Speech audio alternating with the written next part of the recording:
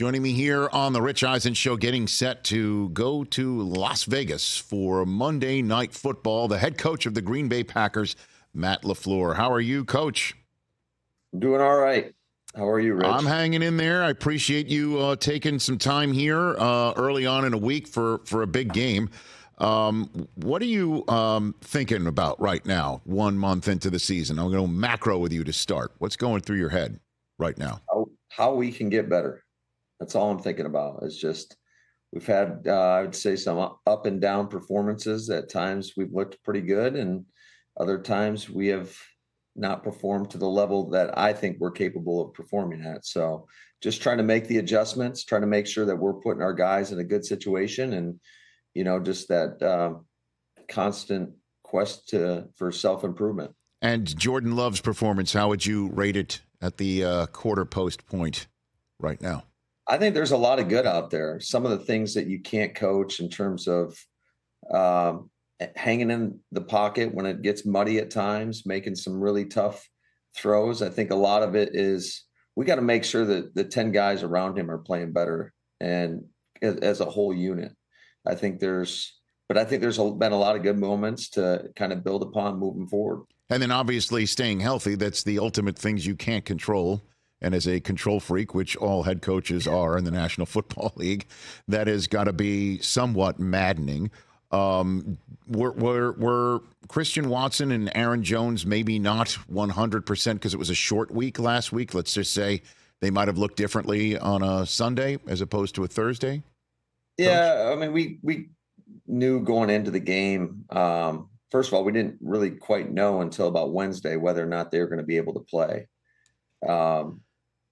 And then just going into the game that they were going to be on a pitch count. And so, yeah, and on a short week, you don't have that practice time, and it's never an excuse. I mean, every team is dealing with injuries. Every team has, going into that Thursday game, Detroit had the same set of circumstances. And unfortunately, we didn't get those guys as involved as we would like to have in that game. So walk me through, what is your week like with Jordan Love? How much contact and conversation are you having with him, and to make sure that he's locked in to your happiness, Coach?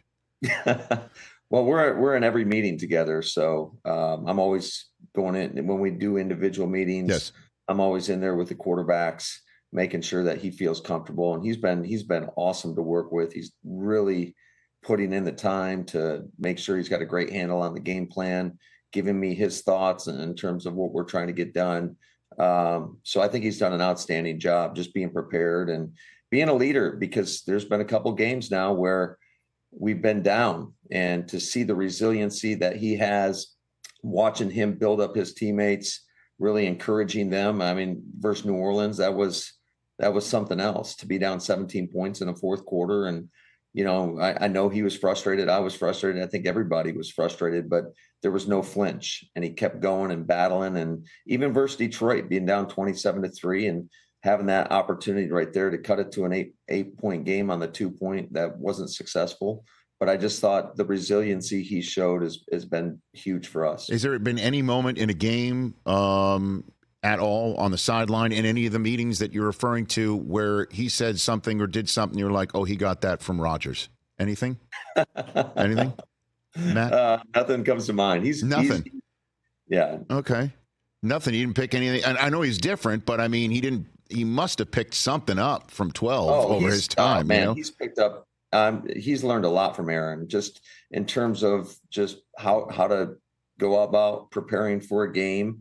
I think one area that, and Aaron's the best at this, is the cadence. And I've seen Jordan's cadence get better and better and better. Matter of fact, it's we got to have a little bit more discipline on the offensive line, because he's drawn our own guys offsides a few times. Is that right? Yeah, because that's what I was referring to, where you're like, okay, now the 3 years that he was sitting there, that's something that he picked up from 12.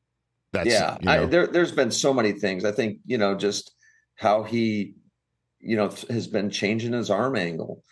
He's done that more than I've ever seen him do it. And I think that's something that Aaron could always do. And you'll see it in practice more so than in the games, when all these guys, they love to throw these no-look passes nowadays.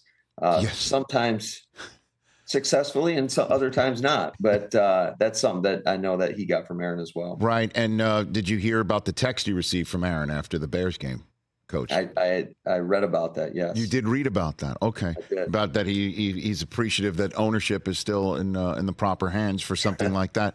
Are you in contact with Rodgers? Did you reach out to him after he got hurt? Anything like that, Coach? Yeah, I reached out to him. You know, anytime a great player like that, and especially somebody that you have a relationship with, you never want to see that. And just wished him well and a speedy recovery. And from the looks of it, it looks like he's doing pretty good. I was surprised to see him out of a boot, and I know that he's recovering a hell of a lot faster than I did from my Achilles. Yeah, I was wondering. You didn't have the speed bridge though, right, Coach? You didn't get that speed bridge put in there, supposedly. I didn't even know what you're talking about. Well, apparently he got obviously not.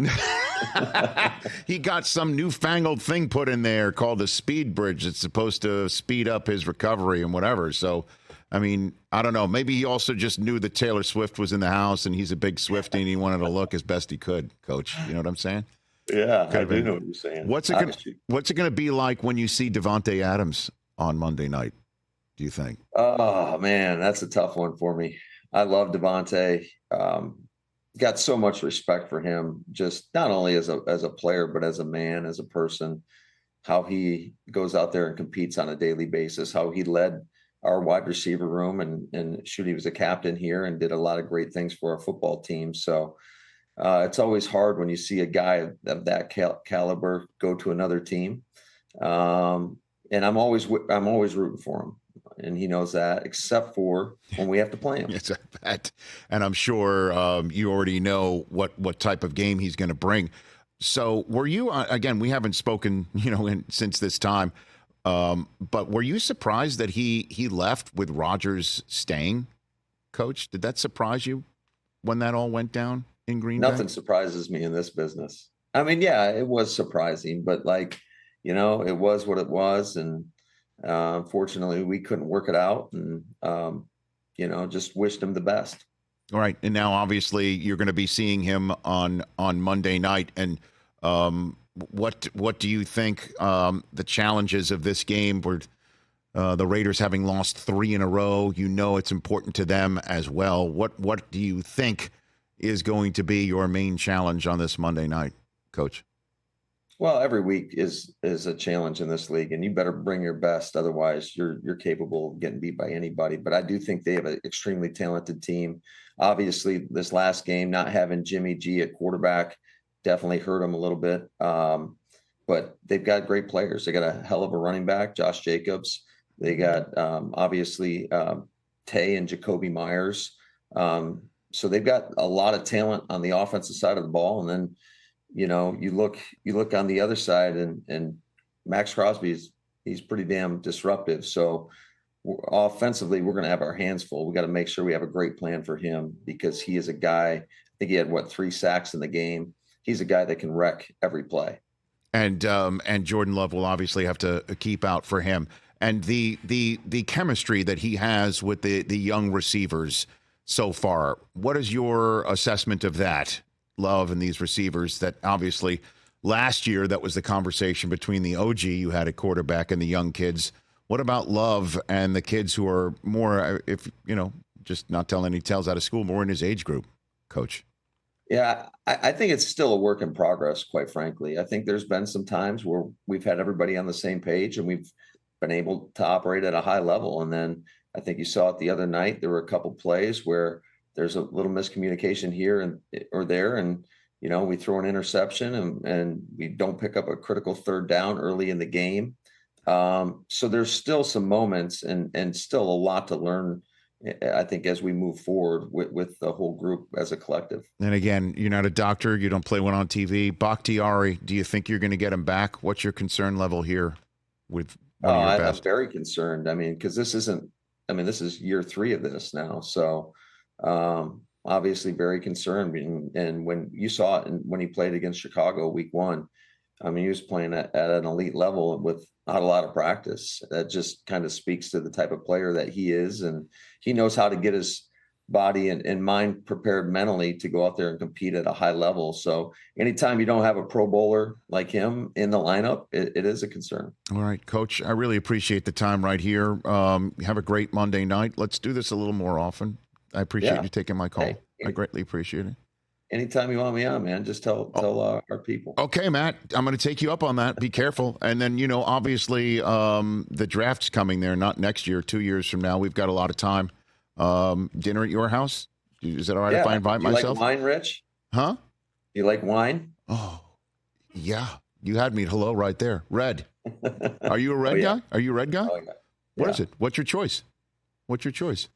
What are you opening? What are you opening? What are you opening when I invite myself over to your house for the draft in a couple of years? What do you got? I'm a for me? big Hall guy. I like Hall. Okay.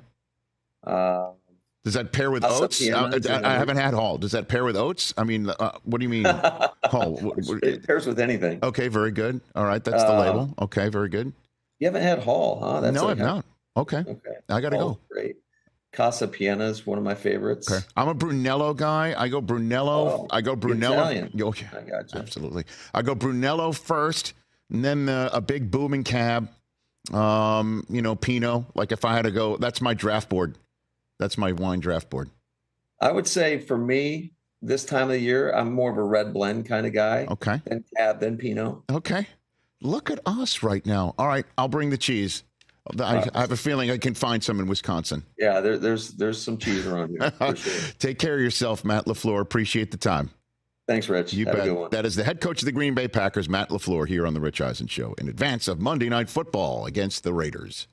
Catch the Rich Eisen Show every single day on the Roku channel, 12 to 3 Eastern, for free.